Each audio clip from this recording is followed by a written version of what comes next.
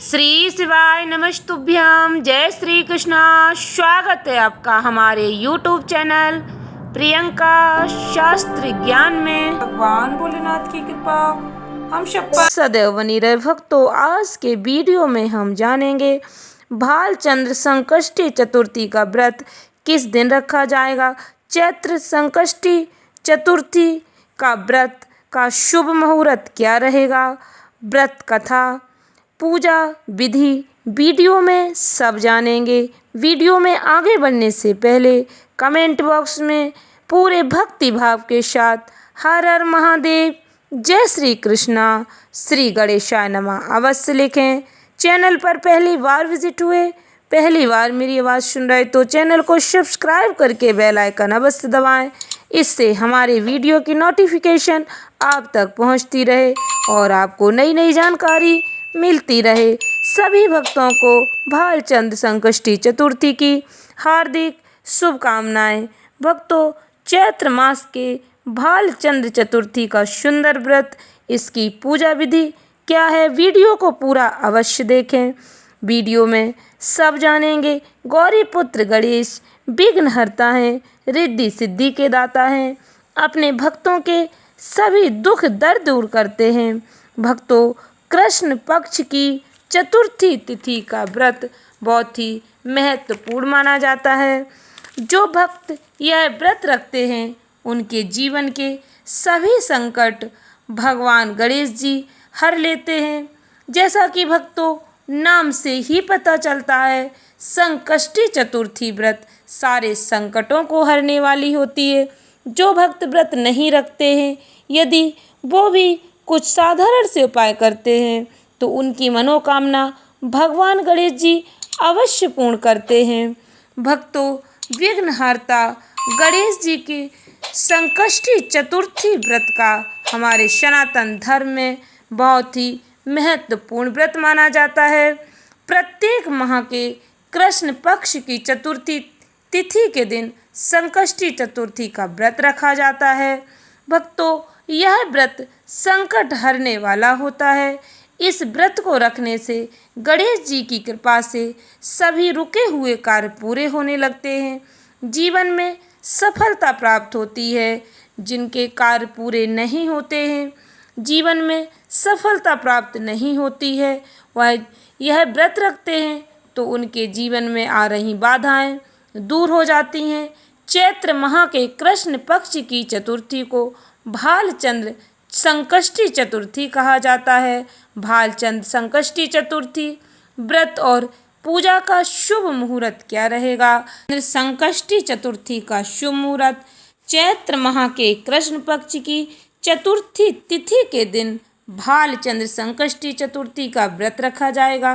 पंचांग के अनुसार यह तिथि 28 मार्च को शाम 6:56 पर शुरू होगी और 29 मार्च को रात 8:20 पर इसका समापन होगा।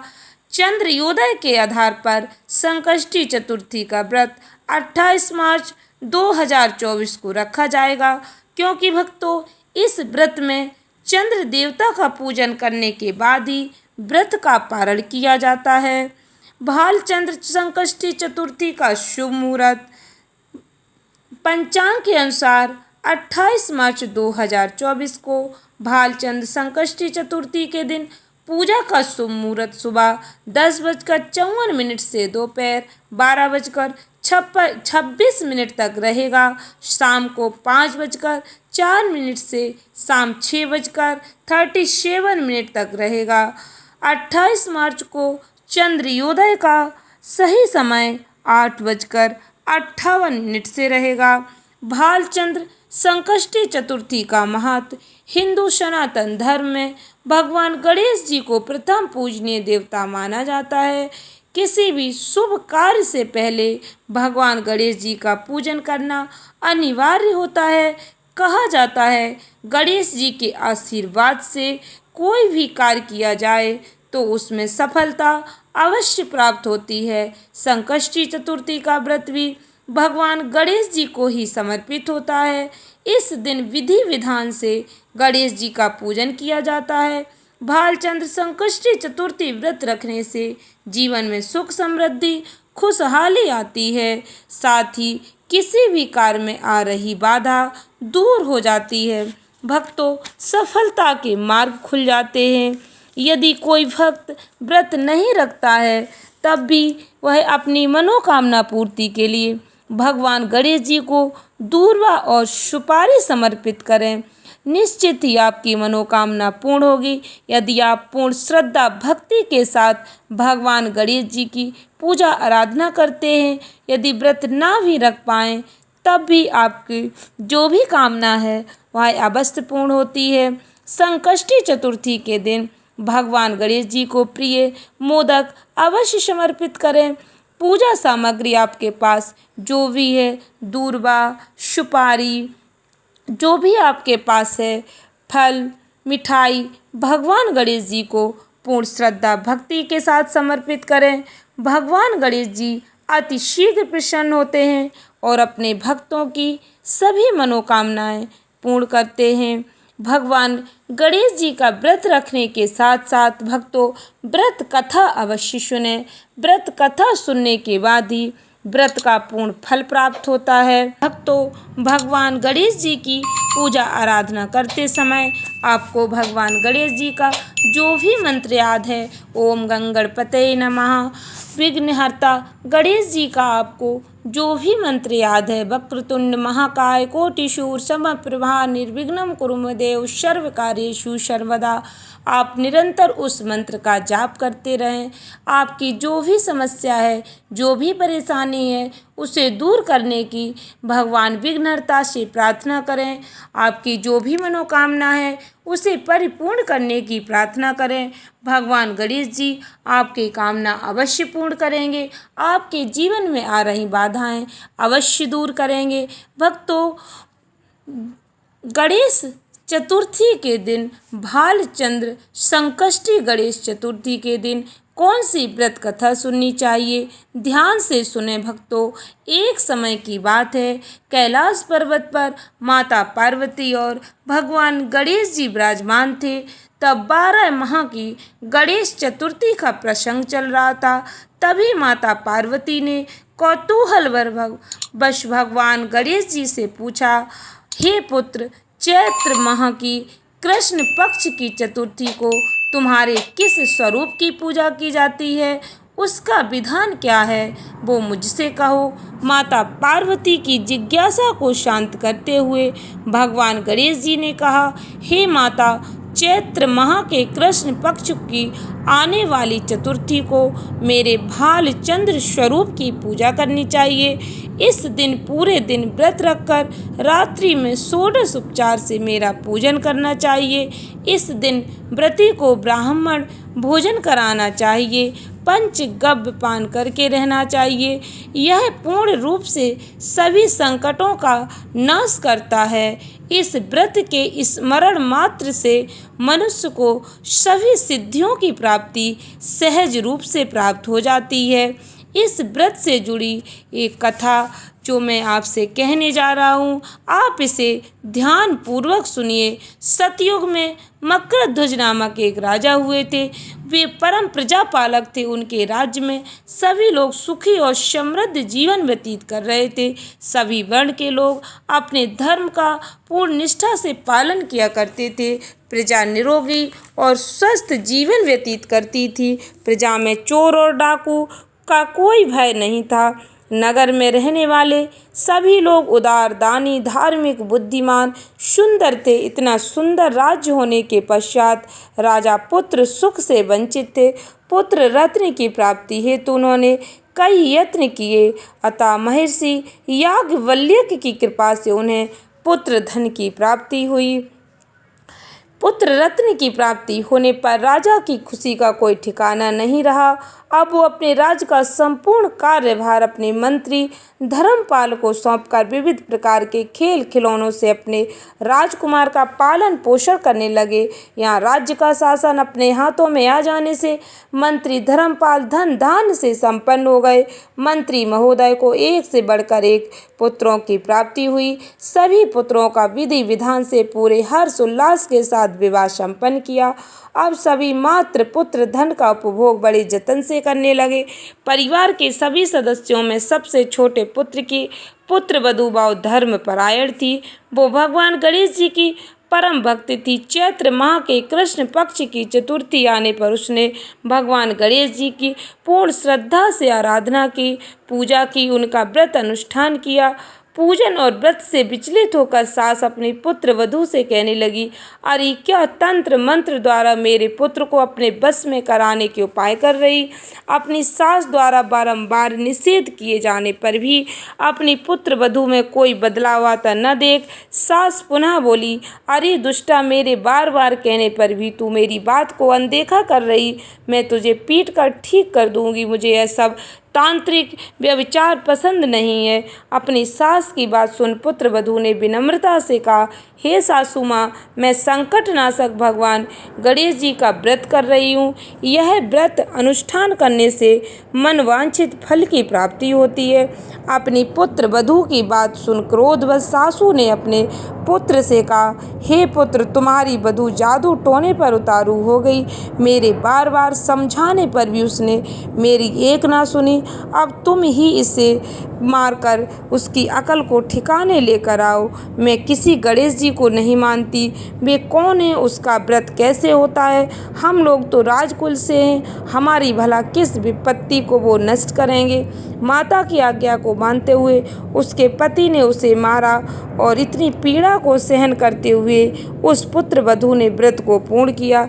व्रत के अंत में वो भगवान गणेश जी का स्मरण करते हुए प्रार्थना करने लगी और कहने लगी, हे विघ्नेश्वर, हे गणपति, आप हमारे सास ससुर को अपना परचम दिखलाइए ताकि वो आपकी महिमा को समझ पाएं, उनके मन में आपके प्रति श्रद्धा भाव जागृत हो। अपने भक्त की करुण पुकार सुन भगवान गणेश जी ने देखते ही देखते राजा के पुत्र का अपहरण कर उसे धर्मपाल के महल में कहीं छुपा दिया। उसके बाद राजकुमार के सभी वस्त्र अलंकारों को उतारकर राजमहल में फेंक दिया और खुद अंतर ध्यान हो गए। इधर राजा ने प्रेम पूर्वक अपने पुत्र को पुकारा, किंतु उन्हें कोई उत्तर नहीं मिला। प्रति उत्तर न मिलने पर उन्होंने शीघ्रता से पुत्र की खोज शुरू कर दी। राजा को अपने महल में पुत्र की पुष्टि न होने पर वो शीघ्रता से मंत्री धर्मपाल के महल में गए। वहां जाकर अपने पुत्र को खोजने लगे। उन्होंने सबसे पूछा, मेरा राजकुमार कहाँ है? यहाँ उसके सभी वस्त्र और आभूषण मिल गए, किंतु मेरा राजकुमार कहाँ चला गया? किसने ऐसा निंदनीय कार्य किया? हाय, मेरा राजकुमार कहाँ है? राजा की व्याकुलता धीरे धीरे बढ़ने लगी थी। राजा की दशा को देख मंत्री धर्मपाल ने कहा, हे राजन, आपका चंचल पुत्र कहाँ है? उसका मुझे कोई पता नहीं, किंतु मैं अभी पूरे राज्य में बाग बगीचे आदि स्थानों पर उसकी खोज आरंभ करता हूँ। उसके बाद व्याकुल राजा नौकरों सेवकों से कहने लगे, हे अंगरक्षकों सेवकों, मेरे पुत्र का शीघ्र पता लगाइए। राजा का आदेश मिलने मात्र से राजा के पुत्र की खोज शुरू हो गई, किंतु राजा के पुत्र का कोई पता नहीं चला। जब राजा के पुत्र का कहीं भी पता न चला तब वो राजमहल में आकर राजा के समक्ष डरते डरते यह निवेदन करने लगे, हे राजन, हमें क्षमा करें, अभी तक अपहरणकारियों का कोई पता नहीं चला। राजकुमार को पूरे नगर में किसी ने आते जाते नहीं देखा। उनकी बातें सुनकर क्रोधवश होकर राजा ने अपने मंत्री को बुलाया और कहा, हे धर्मपाल, मेरा राजकुमार कहाँ है? मुझे साफ साफ बता दे कि मेरा राजकुमार कहाँ है। उसके सभी वस्त्र आभूषण मुझे दिखाई दे रहे, केवल वह नहीं है। अरे नीच, मुझे बता दे कि मेरा राजकुमार कहाँ है, अन्यथा मैं तुझे और तेरे पूरे कुल का नाश कर दूंगा। इसमें जरा भी संदेह मत रखना। राजा द्वारा डांट पड़ने के कारण मंत्री विचलित हो गए। मंत्री धर्मपाल ने राजा के समक्ष नतमस्तक होकर कहा, हे भूपाल, मेरा विश्वास कीजिए, मैं अभी पता लगाता हूँ। इस नगर में बालक अपहरणकर्ताओं का कोई गिरोह भी नहीं है, कोई डाकू आदि यहाँ वास नहीं करते, किंतु पता नहीं किसने राजकुमार का अपहरण कर लिया, न जाने कहाँ गायब हो गया। धर्मपाल अब अपने महल आकर अपनी पत्नी एवं पुत्रों से पूछने लगा। उसने अपनी सभी पुत्र वधुओं को बुलाकर पूछा कि पुत्र का पता पूछा। राजकुमार का पता नहीं चला तो राजन मुझे और मेरे पूरे वंश का विनाश कर देंगे। अपने ससुर की बात को सुन सबसे छोटी पुत्रवधू ने कहा, हे पिताश्री, आप इतने चिंतित क्यों हो रहे? यह सब भगवान श्री गणेश जी की लीला है। उन्हीं के कोप का परिणाम आप भुगत रहे। अतः आप भगवान श्री गणेश जी की पूजा आराधना करें। अगर राजा से लेकर नगर के सभी प्रजाजन पूर्ण श्रद्धा के साथ गणेश जी की चतुर्थी का व्रत करें तो व्रत के फल स्वरूप भगवान गणेश जी राजकुमार को अवश्य लौटा देंगे। मेरा वचन कभी मिथ्या नहीं होता। छोटी पुत्रवधू के बात सुनकर ससुर ने कहा, हे पुत्री, तुम सत्य कह रही हो। तुम धन्य हो। हमारे कुल में एक तुम ही हो जो मेरा और मेरे कुल का उद्धार कर दोगी। भगवान गणेश जी की पूजा कैसे की जाती है वो तुम मुझे बताओ। हे सुलक्षणी, में मंद बुद्धि होने के कारण भगवान गणेश के व्रत की महिमा नहीं जानता। अतः मुझ पर और मेरे परिवार को उनके किए अपराध की क्षमा करें और राजकुमार का पता लगवा दो। ऐसा सुनकर भगवान गणेश जी की व्रत की महिमा को सुनकर भगवान गणेश जी कष्ट नाशक चतुर्थी के व्रत के अनुष्ठान को किया। व्रत का अनुष्ठान करने से गणेश भगवान प्रसन्न हो गए और देखते ही देखते सभी लोगों के सामने उन्होंने राजकुमार को प्रकट कर दिया। राजकुमार को अपने समक्ष देख राजा सहित सभी नगरवासियों की खुशी का कोई ठिकाना न रहा। वो सब राजकुमार को आश्चर्यचकित होकर देखने लगे। भगवान गणेश जी की लीला देखकर सभी फूले नहीं समा रहे थे। भगवान गणेश जी के सामने सभी नतमस्तक होकर कहने लगे, भगवान गणेश जी, आप धन्य हो और धर्मपाल तुम्हारी छोटी पुत्रवधू भी धन्य है, जिसकी कृपा से आज मेरा पुत्र यमराज के यहाँ जाकर भी दोबारा लौट आया। अतः आप सभी इस संतानदायक व्रत को विधिवत करते रहें। श्री गणेश जी बोले, हे माता, इस व्रत से बढ़कर इस लोक तथा अन्य लोकों में और कोई व्रत नहीं है। इस कथा का श्रवण युधिष्ठिर ने भगवान श्री हरि कृष्ण जी से सुना था। इसी चैत्र माह के कृष्ण पक्ष को आने वाली चतुर्थी का व्रत करके उन्होंने अपने खोए हुए राज्य को पुनः प्राप्त किया था। आशा करती हूँ वीडियो अच्छी लगी होगी, उपयोगी लगी हो तो वीडियो को अधिक से अधिक लोगों में शेयर करें। धन्यवाद भक्तों। श्री शिवाय नमस्तुभ्यम।